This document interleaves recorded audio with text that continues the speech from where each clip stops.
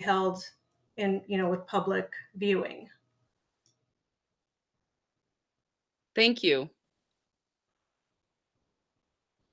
So I don't know what position like council is in. Shannon, can you speak to that? Is there any way that council takes, they just said this is going to be how it is, or is there going to be I don't know what rights of the council or exist to say if we would like it to be so, and the OIR suggested it would be so. Can we make it so? Or I don't know if you can speak on that, Chief Mahuna. Either of you?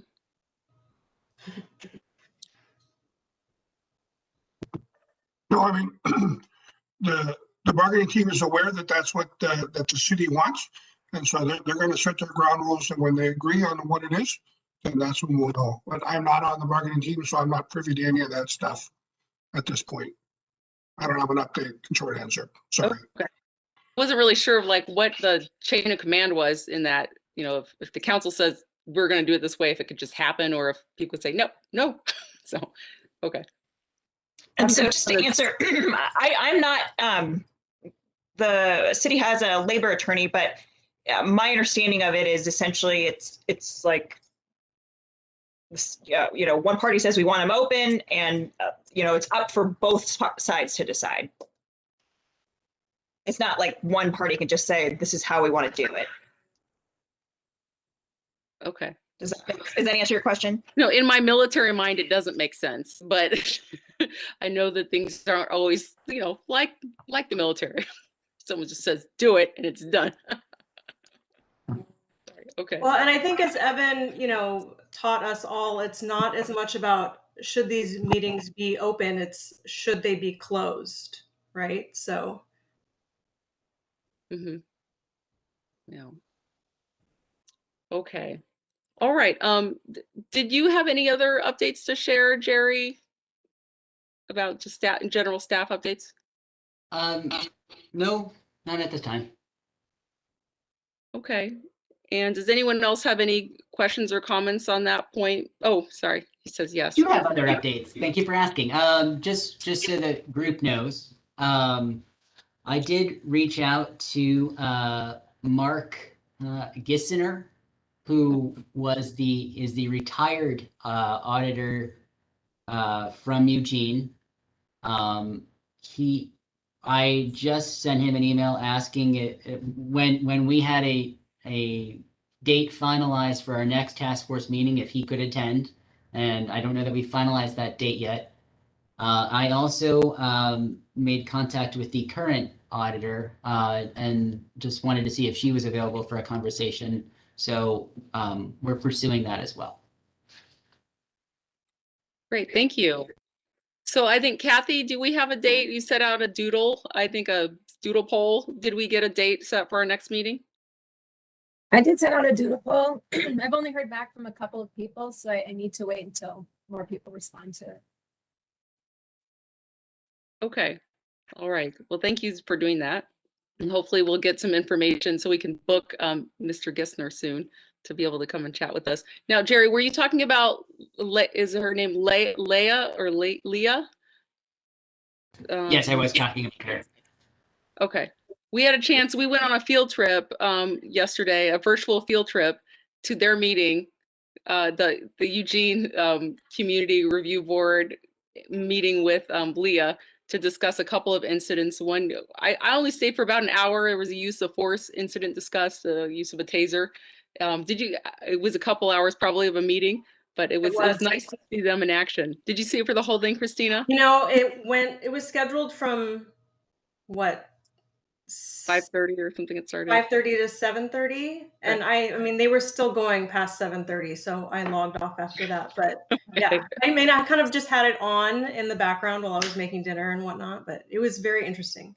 Yeah, so it's nice to see how different groups manage their business. Mm-hmm. Yeah, they did go on till 8 o'clock, and then I had another Zoom meeting, so I had to log off. But they, it was robust. Yeah, they really dug in, and I just and at the very end, they thanked each other for disagreeing so productively. It was really, they really got into some really tough subjects. So yeah, it was good.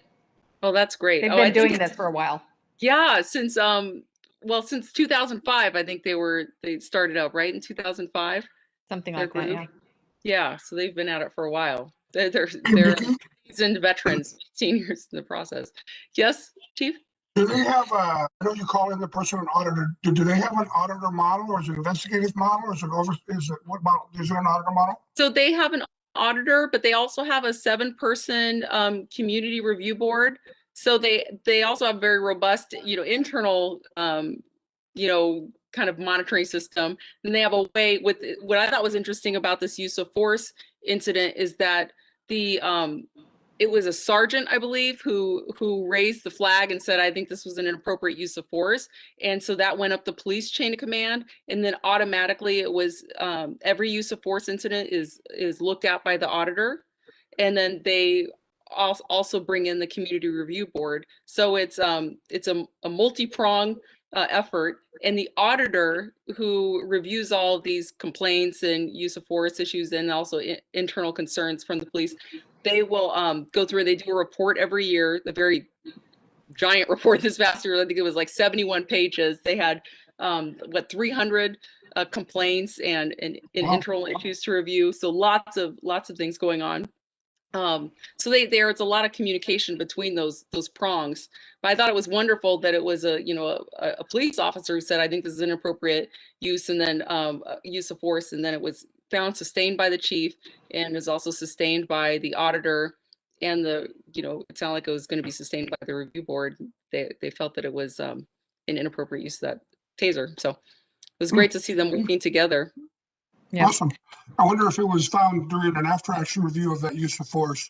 So the sergeant was probably doing an after action review of it and found it out of policy. And then that probably triggers it up to do an automatic review. That's what my impression was. Yeah. Good. Yeah. Thank you. Mm-hmm. I didn't get a chance to see if there were any disciplinary recommendations made by this community review board. Did you happen to see that, either Christina or Linda? I didn't see it. Doesn't mean I couldn't have missed it, but yeah.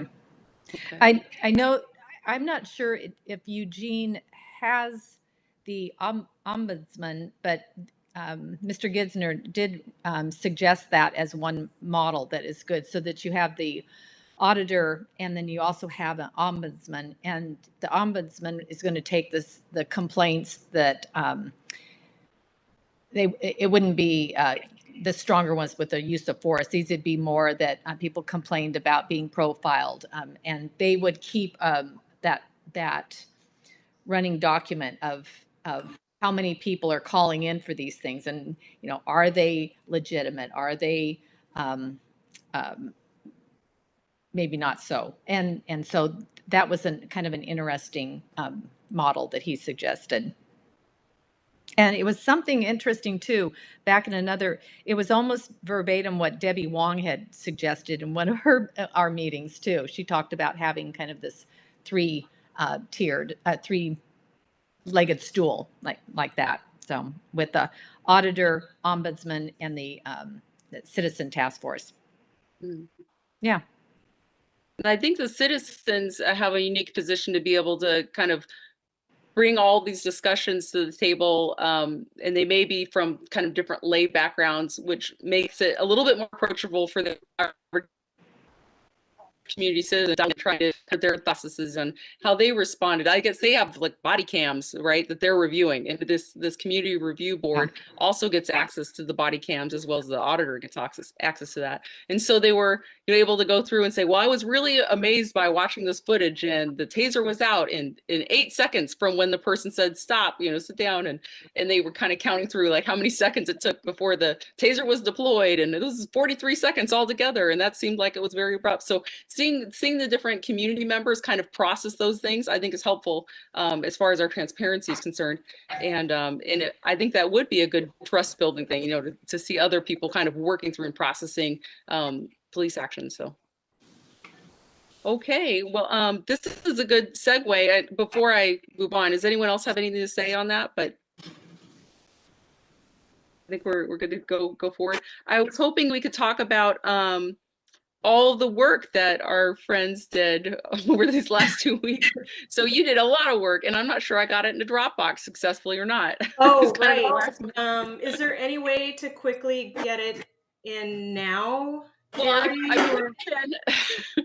So I don't know if you can see it. It's in there. If you, I don't know, should I try to screen share it? What's the best way to do Well, this? I mean, I have my copy here, so it's, you know, I'm fine, but I just would like everybody else to be able to work off the same document if that's possible. Okay. Could everyone see? Oh, well, Linda's raising her hand. Hi, Linda. Oh, no, I'm sorry. I should have You're put not- that down. Okay, so could you see it? I think everyone on this call probably, I know, Kirk, could you see it? The invitations? So you didn't receive any email invitations to Dropbox? Not for any other document except for the previously voted upon and agreed upon items from tier 1. So Right. that's the only document I saw. That's the one I had submitted earlier. There was like a formatting issue, like a web block issue, like where when I tried to put it on, it was, I don't know. I think it was a formatting problem. So, oh, and for future reference, this is not going to be a problem in the future because I'm going to be sending this, or we're all going to send stuff to Kathy. Sorry, Kathy. And Kathy, you can just put a link on it off the meeting page. So we're going to get rid of Dropbox in the future. And Kathy's going to be able to put this as an addendum onto our agenda and save everyone a bunch of headaches. That's helpful. Yeah. Thank you, Kathy. I don't know if Kathy consented though. Kathy. Should I just go ahead and move forward anyway? Yeah, Okay. I think so. Do you know how to screen share? No, and also I have it on I'm in front of 2 computers right now, so I've got it on my other computer so that I can still see you guys. Do you want to pull up the one that I guess I was successful in sharing? If Kirk could see that one. Hi, Mom's in a meeting real quick. Okay, all right. Aw, join in. This is Nora. Hi. The one that you did upload is doesn't pertain to this conversation. So that's okay. So I was tasked with looking at 3 of the municipalities that we discussed at our last meeting: Oakland, California, San Jose, California, and also Washington, D.C. They each use a slightly different system. Oakland has a 2-pronged system. They have their community police review agency, and that agency reviews complaints of police misconduct, and they make disciplinary recommendations as well. They are led by an agency director who just happens to be an attorney. For some of these roles, I kind of went in and wanted to see these staff bios and just kind of get an idea of like who's in these roles. So they're led by an agency director. He's a former prosecutor, and they have 1 investigator for every 100 officers. So Oakland has about 800 officers right now. So imagine that they have about 8 investigators on staff. And they also have outside counsel. And in terms of their budget, the city is responsible for funding those roles at a minimum. So the director, the investigators, and the outside counsel. Separate from this review agency, there is a police commission, which would be their, community board, basically. They have 7 members with 2 alternates. It's all volunteer positions. They meet very regularly. Sometimes it's weekly, sometimes it's bi-monthly, but they meet often. And they have a stipulation that those members on that board cannot be current or former police, current or former city employees, or current or former police union representatives. And the mayor, as well as a separate member selection panel, are in charge of nominating the commissioners for this board. And those nominations are subject to the city council's approval.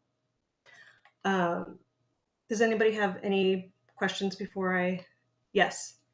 I wasn't sure. Was it clear if they were not allowed to have prior law enforcement officers just from the local community or just anywhere, just to avoid that potential conflict of interest?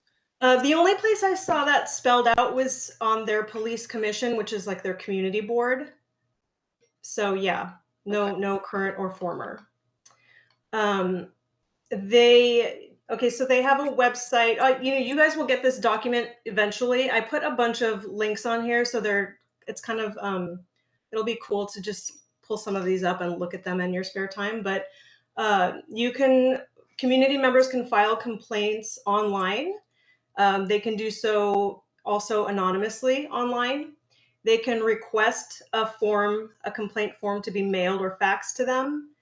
They can download the form from the website in 4 different languages. And they also created an app. So people can download this app and they can file complaints via the app on their phone. So I thought that was kind of neat. San Jose, they just really have, they just have one body. They do have a smaller advisory group, but their main body is an auditor. They have the Office of the Independent Police Auditor. And in 1996, the voters established that as a permanent arm of the city government. So that's a permanent office. They review police department investigations of complaints against officers. So they're not, they're only reviewing investigations that the police department has completed. And even within that, they're only reviewing certain types of complaints that were filed. And they also conduct some public outreach. This is that advisory board. This advisory board has, I think it has like 5 or 7 people on it, but they only meet 3 or 4 times a year. It's not like a major regular board. What else? They have a really beautiful website. They probably have my favorite website. I think, in San Jose, it's just very easy to navigate and it's very transparent. They spell everything out, all of their procedures, all of their hierarchy. They have a great annual report that you can check out, but they have a really great website. And they have 6 staff members. They have the independent police auditor, that's their leadership, an assistant IPA. They have 2 senior analysts, 2 junior analysts, and an office specialist. You can also file complaints online in San Jose by phone, by email, by mail, and they have an in-person office that's currently closed due to COVID, but people can file complaints in person. And again, they just have a really great site. They have a whole page dedicated to explaining the complaint process, the audit process, the history of all the recommendations that they've made. And they also have an online community survey that's just always up on their website. So any community member can just go on and take this survey. So I thought that was cool. And then for DC, they have a 2-pronged system. They have their Office of Police Complaints, and then they also have their Police Complaints Board. So the Office of Police Complaints is huge. They have, on one of the documents I sent, it has their org chart, and it's just like, it's gigantic. They have so many staff. So I imagine that's maybe because they get a lot of complaints. They have a lot of people. So they have a director, a deputy director, 7 investigators, legal counsel, research analysts. I mean, it just goes on and on, all of these staff members that they have. What I like a lot about the DC site is it really spells out all the different places that community members can file complaints. You can do it in person, you can do it online, you can do it via phone call. They also operate a 24-hour hotline. You can go to any police station, you can download a form, you can email the form, mail the form, fax the form. And they also partner with 22 community agencies.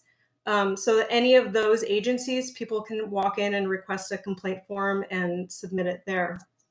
I thought that was really nice. That would be really approachable. Yeah, that is really important to me. So I will definitely be advocating for that.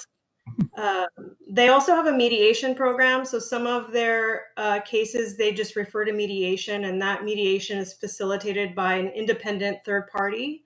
The goal there is they try to guide the complainant and the officer, with the goal of reaching a common understanding. So they must have some decision-making process and internally about which complaints get recommended to mediation.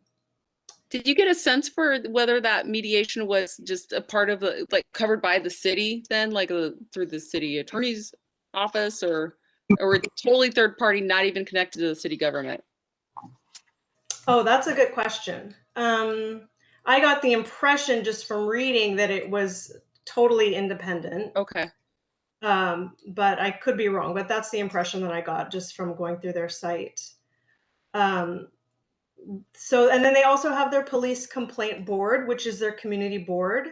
And actually the Office of Police Complaints reports to this community board every month. They put a report together, they bring it to the board, and they go through all of that at those meetings. That police complaints board has 5 members, one of whom is law enforcement, and the other 4 are not, have no current affiliation to law enforcement. And they're all residents of DC. A lot of these agencies on these community boards, the terms are about 3 years. I saw 3 to 4 years is pretty common for them all. And each city is a little bit different on who nominates these members and who approves them. For DC, the mayor nominates all the members, and those members are confirmed by the city council. Okay. And that's just kind of the highlights. Hey, Christina. Yes. Thank you. Do you know if any of the cities will take, I have a couple questions, will take anonymous complaints? Did they say that? I did see, I think it is Oakland. They actually have 2 complaint forms on their website. One of them is just their standard complaint form, but there's a totally separate link that says anonymous complaint form. So yeah, they have 2 options on their site, and you can, community members could select either one of those. So my other comment was about mediation. My last agency, that was one of the options that was offered. I think if it's approached with the best of intentions, it's a great option. Some people just need to be able to get face to face with somebody and kind of hear both sides of it. Right. The way that we did it was, if only the citizen could choose mediation, like the police officer couldn't say, I want to mediate, right? No, it has to come from the citizen. That's what they wanted. And they would come and do it. But then that was it. If you chose mediation, no matter what the outcome was, it was over. That was it. So you got to have your face to face, work it out. And it was good if it was taken seriously, right? And it was used the way that it was intended to be used, and you participated. Those are all very good things. So I hope whatever model you guys build, I would recommend. I hope that there's a mediation component to that, because I think that can be very valuable. Yeah, I think that's really good, and I would agree with you. Wait, I want to get that on record that Christina agrees with. I'm so disagreeable. Right.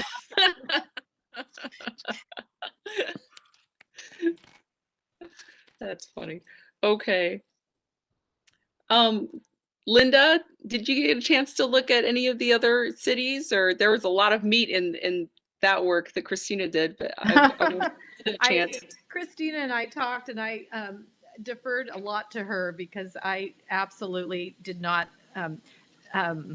have opportunity to go to organize this for a presentation. But what I came across with all of these, and just to say simply, is that there obviously, there's no pat oversight model. There's just, you have a structure, but most all of them are very flexible, and they're, a hybrid for each town. West Linn is very different from all of these, as he said. So I'm as I was going through all of these and feeling overwhelmed with everything, I was reminded of when Lonnie mentioned, he said, I put together hospitals, or I build hospitals. That doesn't mean I know how to build a hospital. I go to the experts to do that. And so at this stage of the game, I'm as we look through all these different models, I'd really like to think about how we would put out a well, much like we're doing right now. We put out a proposal for someone to do the search for us. So For like a police auditor, you mean? right. Okay. How, so, I know that Nicole has their operations director and a trainer, and in a lot of their videos, the video I had posted, that's exactly what they do. They come out and help you build your oversight committee based on, they'll help you with getting the surveys from citizens and conducting those kinds of things so that we build something that is best for West Linn. Mhm. And whether that means, I think there was, I don't know where the discussion was, if we were to look at something of, if we had an auditor, do we need someone for the size of West Linn? Would that be better if Clackamas County, contracted together, together with Lake Oswego? So I really would like to hear from Mr. Mark Gissinger, and helping us how we'll take all this information, like what Christina brought forward, and build something for West Linn. So that's how I'm sloughing my duties tonight. Oh, no. Those are, yeah, it's an excellent point. Yeah. The Go ahead. last meeting, I was in a panic with people leaving. To be honest, with everybody, all of that, I was just in a panic that we had to wait, stop. We have to save the quorum and all of this, to be quite honest. And so, but Christina's done awesome work, and reading through of all of hers and the pieces that it's all there. It's going to take time it's just too much. It's too much information. Well, this, brings up a good point that we were, Jerry and I were talking earlier, I think last week, about, where to go from here. Where does City Council go from here with all the information they've been privy to? I think we're just slowly moving forward and deciding what we want for our community. And, if we were to say get disbanded today, what would happen to our efforts? What would the community be able to do, or to do going forward, and feeling like that we do have a transparent process, and we are like moving towards, improving our PD and our relationship with PD. So, I mean, Jerry, do you feel like we're at a point where we could, invite Nicole to kind of come and work with us more closely? Do you feel like we've had people reach out from, where was that person from? Michigan, right? Kevin's from Michigan, like watching a meeting and reaching out to work with our community. And so we're getting some leads. I don't think, Linda, that all is lost. I think we're getting some leads. Well, first, I think it was Linda that helped link us with Nicole. Yeah. And the personnel in Eugene. So I just wanted to thank you for doing that, Linda. Second, one thing from our conversation, Nicole, was I think you had a point when you said, I don't know that the city's formally responded to that proposal from December 30th.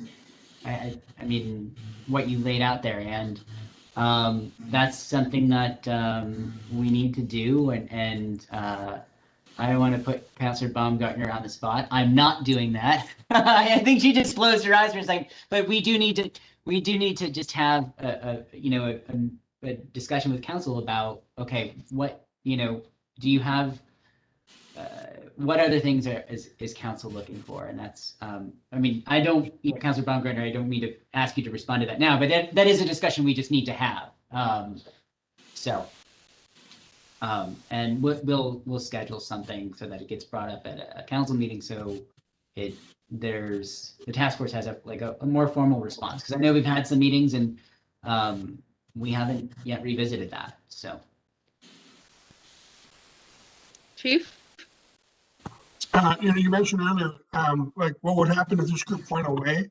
I mean, this train has left the station. There's no point in this thing back. It's clear that we need something. And we may not get it right the very first time and get it perfect and stamp it and package it up and sell it across the country, but it's going to happen, right? And this whatever this thing ends up looking like, with 3 people, auditor, whatever, 5 people, 7, whatever, it's going to happen. And so the PD wants it. There are no downsides to it. If the guy from Nicole said, I think his name was Anthony, right? Yes. If there's that level of trust that is built and a procedural justice built in, then everybody realizes that the process is fair. Everybody's in, right? Because there's no downside. Transparency is increased, productivity is increased, behavior is better, accountability is there, and so it's a win across the board. So. This thing's going to happen. If this group goes away tomorrow or not, this thing's going to happen. But there's a good framework over here. Whatever you guys finally come up with, I think it's going to be good. So it was interesting to look at all those communities. I mean, even Eugene's probably the smallest, right? It's in our backyard with 200 police officers, 100 plus staff, 120 staff. And they have, one auditor for all and we're our community is what, maybe a 10th of the size, or so maybe not quite a 10th, maybe like an 1/8 of the size. Where I think Eugene has just 200,000 or just shy of 200,000 in their city, 170,000. So we're a lot smaller, and it would be interesting to think about partnering with Clackamas. Do we know if Clackamas had been looking at having a permanent auditor? Does anyone know that? I don't know that. So I guess that maybe that's a good assignment for me to find out before our next meeting, if they're already in discussion about, having an auditor for Clackamas County. Would probably dovetail nicely with our interests. So. I have my hand raised. I'm just going to speak. Oh, that's okay. I just wanted to say I would not like to see us end today. Not that. Not that that's what's on the table, but just I would like to continue this work. I don't want it to go on forever. I think that we can get maybe more easily focused now, and put our heads down and come up with something good soon. And I also think that we can build in flexibility in that model so that moving forward, the city and the permanent board can adjust as needed. There are a lot of attractive models out there. I mean, the thought of having an auditor prepare this report about, an investigation and bringing it to a community review board and being able to talk about that, that would be so wonderful. But it's true, like our community is small. so whether or not we could fund that is still a giant question. And so, something that remains to be seen, what our funding situation is. So, sorry, Jerry. I keep bringing that up. We're picking up a lot of trees right now. Can we sell chips and buy an auditor? Remember, I think one thing for everyone is the spirit of everything is what I think we should pay attention to. Right sizing it for staff and size of the city is something that we can work on. I mean, that's what we're here for. But if you provide general, a recommendation, we'll take the spirit of that. Not, I mean, I hope that makes sense.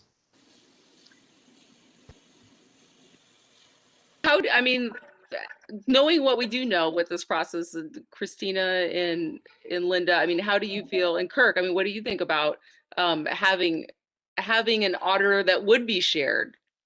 Like, would that be a tricky situation without having someone in that function not dedicated to just our community, but also working for those other communities? Or would we want someone who is just dedicated to our community? I'll let go ahead. I have a comment, but let Kirk. Yeah. My thought is, I think you're going to want a person that's dedicated to West Linn. Looking and listening to the Eugene model and information that I have in my experience, I think an auditor / investigator that reports to an oversight citizen panel is a really good model, because then that employee of the city, that would be the auditor, interfaces with the police department, gathers data from them, gathers the complaint, is kind of the information conduit to and from the police department, to and from city council and city management. And I think there's definitely going to be enough work, even not necessarily on the complaint side, but in general, as that information conduit, preparing reports, and tracking everything. If that person is the one that's responsible for compiling the complaints, gathering the data in whichever form the complaints come in, whether it's online, telephone, emails, in person, taking that information and then running through what I would envision as a set of protocols about what kind of complaint is it, who does it have to do with, just a kind of put it to that complaint against the standards, and then how do we handle that type of a complaint? Does that go to the police department for a supervisor to do an investigation? Is that something that needs to be sent out to an outside law enforcement agency for investigation, whatever that is? And then those investigations would come back to that auditor and would be reviewed and then presented to that citizen oversight panel. So I think there's plenty of work that will be available for that person to do, even though the city is small in size and the complaints are small in size, and even if they go up by, say 50 or 100% or even more, just because of the ease of access is created. I just think you want that person dedicated to the city to be able to spend the time that's going to be needed, because ultimately I think we're talking about trust in the process, which then ultimately leads to trust in the police department. And there's just a lot of work to do there. And I think there's a dedicated person would be able to spend their time in those processes. So. Thank you. Is that 2 thumbs up, Christina? Yeah. Yeah.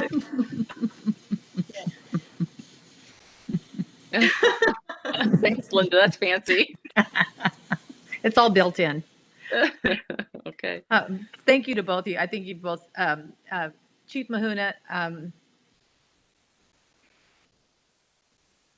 just saying that you appreciated what Anthony Fennell had to say, and it means a lot. It's huge.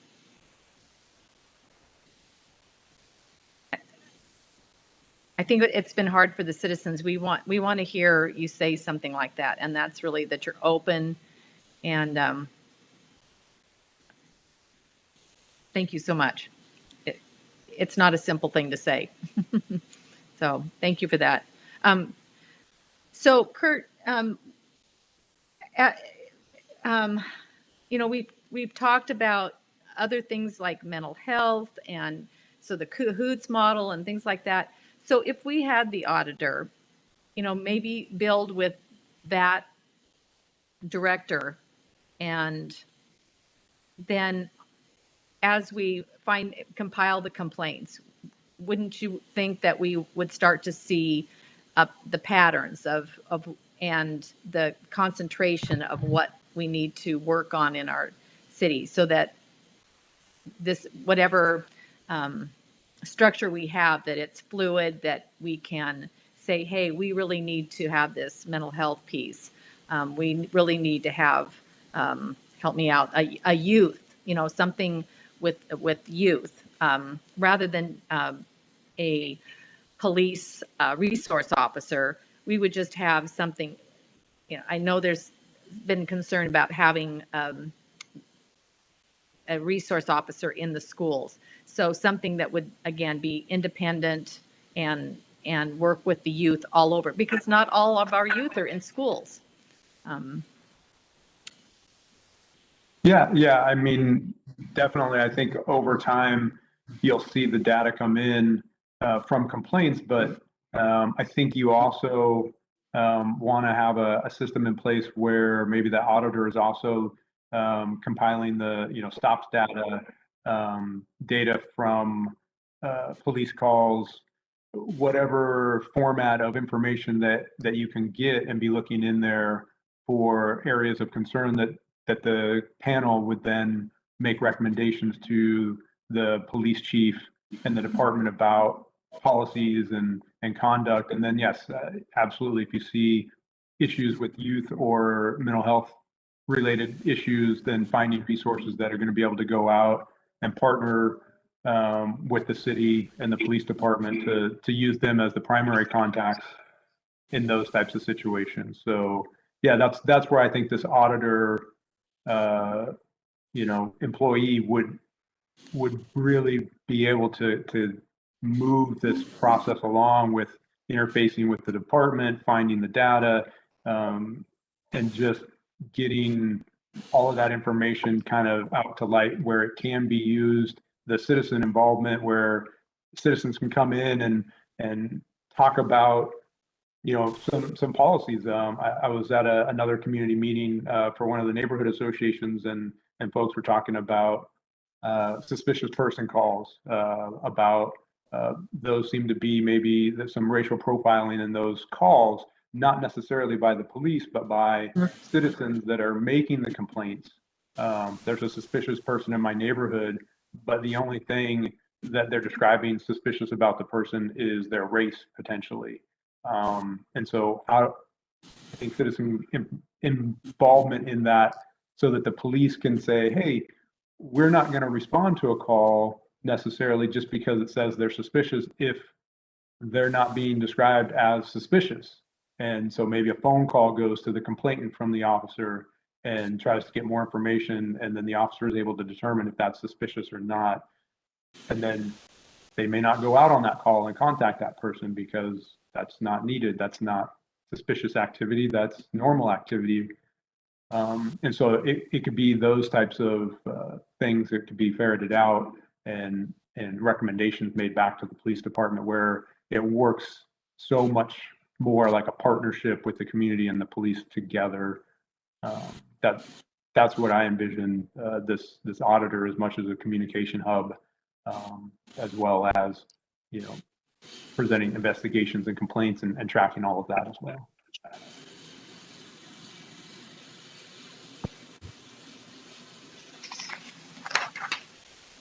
Well, thank you all so much for that discussion. I think we are really poised to be able to make some unique advances, and like some good advances, if we can actually get this into practice, where we have someone who can help work with as a go-between between the community, and also maybe building new and improved ideas into policy. So that's I think the idea of an auditor with a community review board is exceptional.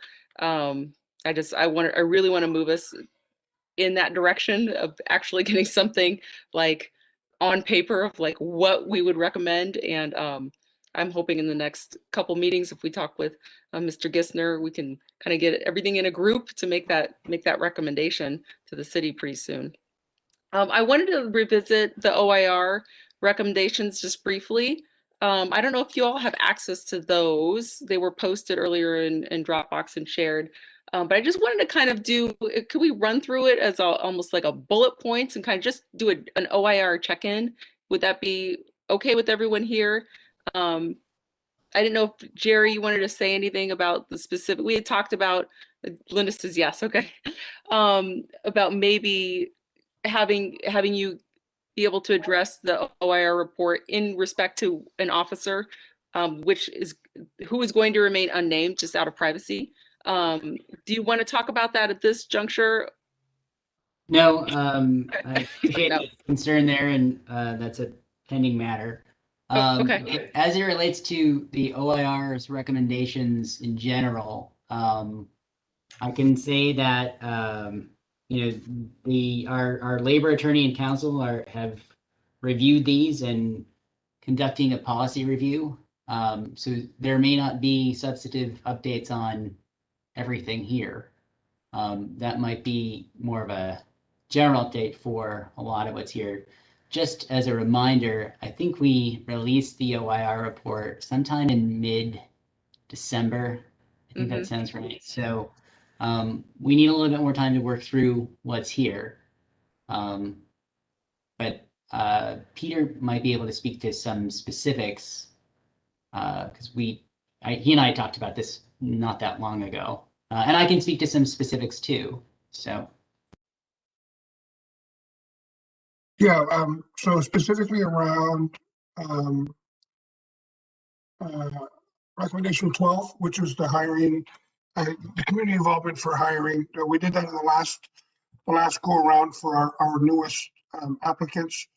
We reached out to the task force, Debbie Wong and Sharon Furno, expressed interest. We used Debbie for this one. We're actually using Sharon for an upcoming one for a CSO position that we just posted. When we brought Debbie in for that process, she, in typical Debbie style, she came in with like 30 questions and they were awesome. So we used a lot of her questions on the panel. We picked as a group, the city manager, myself, Scott Mullins, and Debbie, of course, and HR. We went through all our questions, picked 10 that we liked, and and Debbie sat on the panel for all of them. And so she got to interact with all the applicants. And when it was over, typical Debbie, she stayed for like another hour and a half, talking, had a bunch of questions for us. So it was a great experience. I saw her up at Starbucks yesterday, and she's still talking about that. So it was good. So that's just going to be how we're going to do that moving forward. My idea is to try and use different people every time. Like I said, we're using Sharon at this next go around, and then every time we have one of these, I'm just going to start reaching out to the community of people that I know. Certainly, people on this panel, I would like to get involved. I want to hear from all these voices and then bring them in. And we don't want to use the same questions all the time because we certainly don't want people preparing for the questions, right, that they know they're going to hear next time. But questions have to have themes in them, and so we just give you the themes, and you write questions, and you're in the process. And so that's super awesome. Yeah, thank you. Yeah, and some of these other ones we're working on, but I've been advised not to share on some of the stuff. We're in the middle of some stuff. So, but they are. None of them, I think, are going to be super hard to implement. The joke I make on this is that every time I'm in the chief's office, the OIR report is on his desk. So it is something that we are taking seriously. It's a good reminder. I mean, it's a fact that it's on his desk. So.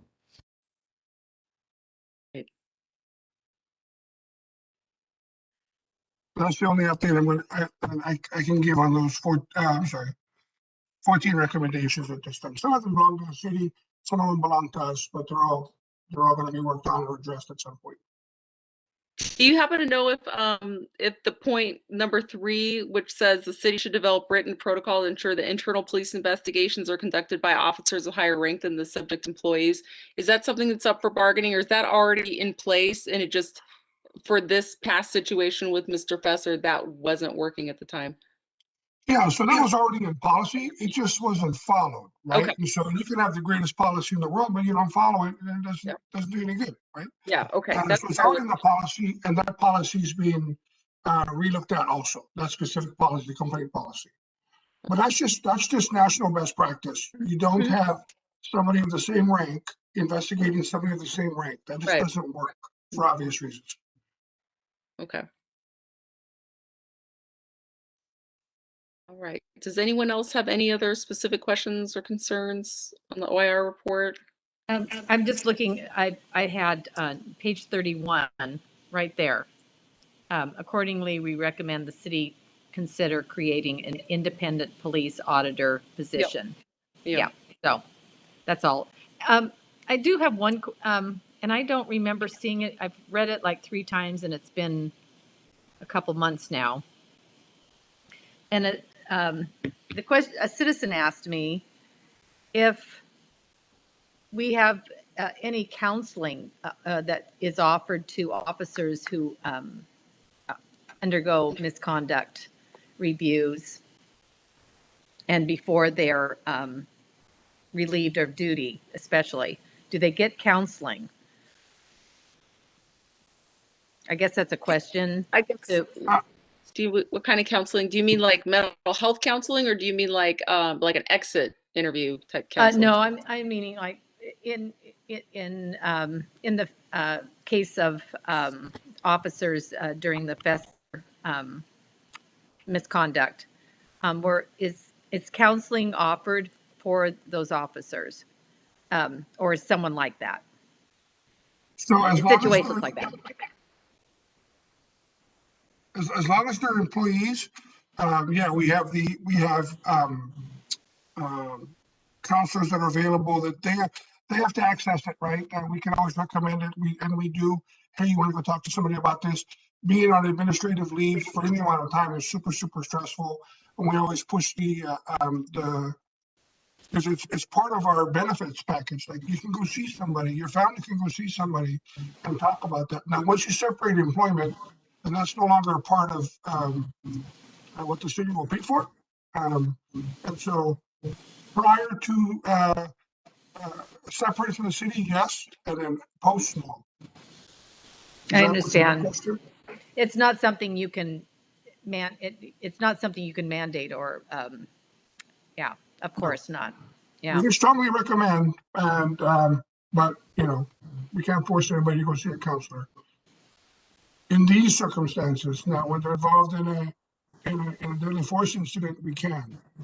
Before they come back to duty, we can mandate that they go see somebody and talk to somebody. Oh, I see. Okay, so in order to come back to work, that is something that you would insist upon. Only in a deadly force situation where the officer's been involved in the use of deadly force, and they're off for the administrative review and your admin leave while the grand jury looks at it. We can require you to go see somebody and talk to somebody before you come back. Okay, thank you for that. Yeah.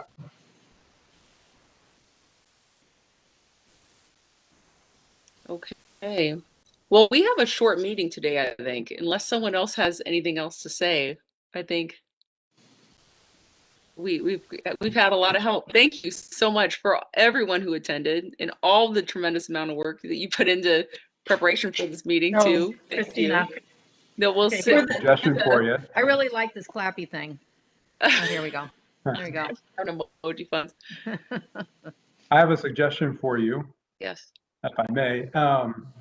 As you've been talking about building a framework, and so I don't know if you have like a shared document that you all can access and maybe start building the framework just on paper by listing out, because I've heard lots of great ideas and the things that have already been discussed and voted upon by the Tier 1 group, and I think the research that you've done and the information that you've obtained, you probably are really, you'd be able to build out that framework probably more than 90% at this point, just based off of what I've heard you guys talk about in the different meetings. And so I think you're actually pretty far along in, I think, being able to give framework to the city council. And obviously there's always more you can put in there.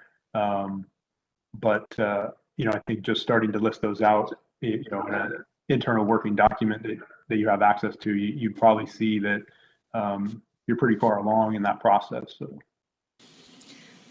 I think So I we're have a still question. trying to figure out like how we can work together in between meetings. So if we're not going to be using Dropbox anymore, then I don't know how we would be able to work on a document I think together. we just heard from the city today, and correct me if I'm wrong, Shannon. We're going to be doing our work here, not on any kind of document offline. We'll be doing it in front of everybody to make sure we comply with meeting laws. Right. How does the city council have these work sessions? How does that work? Or is When they that have why we work went sessions. have 4-hour-long meetings? Oh, I'm just teasing. we I'm can all just make teasing. dinner and And work together. That's fine. No, I think it's a pretty tricky thing where we will need to be working publicly, and apologize to our attendants if they get bored while we kind of screen share through it and type it all out. I mean, is it Autocorrect. possible where just task force members are having this meeting then? Obviously, anybody can watch and listen in, but is it possible that just our core group can just have a work meeting like that? Shannon?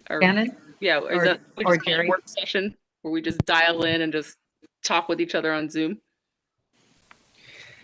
You mean just like this, only we're not here? Yeah, that you guys don't have to watch us like stretch through. You can watch, you're just not, in the official meeting. I don't see, I mean, it'd have to be noticed and hosted and all that. So there's that issue. Is that answering your question? Yeah. Yeah. I think so. Yeah. Yeah. So maybe we can schedule something like that, just a work meeting with our core group so we can just kind of hammer some of this stuff out together. Okay, great. Mary, did you have a question, Counselor? I was just going to observe that from what I've seen, that's basically what this other citizen advisory groups do. I mean, they have a meeting, there may be a staff, there's a staff person present, but it's the members of the board who are discussing matters. They have public comment at the beginning and people can hang around and listen to a meeting, but the rest of the meeting is just conducted by the members of the board. Yeah. Yeah. Okay. Well, I don't know. Is everyone feeling comfortable with where we're at in the meeting, and any last comments before we consider adjourning? I'm just wondering, did we hear from Michael where Michael was tonight? I didn't check my email while we've been on. And then also for our next meeting, we do have a speaker potentially, or okay. Mark. Yeah. Yeah, good. And I don't have any information from Michael yet for tonight. Jerry, did you get anything from Michael? No? Okay. Okay. No, I did not. Sorry, I couldn't find the button. Okay. Well, hopefully he's all right, and we'll try to check in by email and make sure he's doing okay. All right. Well, thank you so much. Anything else? Oh, Christina. One more question. So I would like to be able to share the documents that I prepared for this meeting. So how should I do that, Jerry? I think through Kathy Molesky. Is that okay? Yeah, that's fine. You can send them to me and I can post them with this meeting. Great. Thank you. Thank you. Perfect. And all the public can view them easily too. Kirk? Yeah, I have some recommendations that I think some of them cross over into things that have already been voted on by the tier 1, but is there a good way to send those to you as the committee, just to have in a written format? Great. Could you send them and we'll have them delivered to Kathy too, so everyone can see that, the public can view your recommendations as well. Okay. That's yeah. Great. Thank you so much. Yeah, absolutely. Thank you so much for having me. Thank you, Kirk. Thank you. It's been a pleasure. Thank you. Okay. Well, thank you all so much again for all of your time. And I really appreciate that this is such a collaborative experience that I can't tell you how much I appreciate that. I hate conflict in general, but I know it's important sometimes. But this has been a very, I think, a very safe environment to work in. And I really appreciate you being very respectful with each other. And I feel like there's a great team spirit in this effort. Thank you. Thanks, Nicole. All right. I hope you all Good have a night, great Nicole. day. All right. All right. Bye. Good night. Bye. See you in roughly 2 weeks. Sounds good. Okay. Kathy, do I need to anything here? No, I was just trying to get some of my other stuff done. So. Because if I hit end, then it ends for all. Is that okay? Yep. Oh, all right.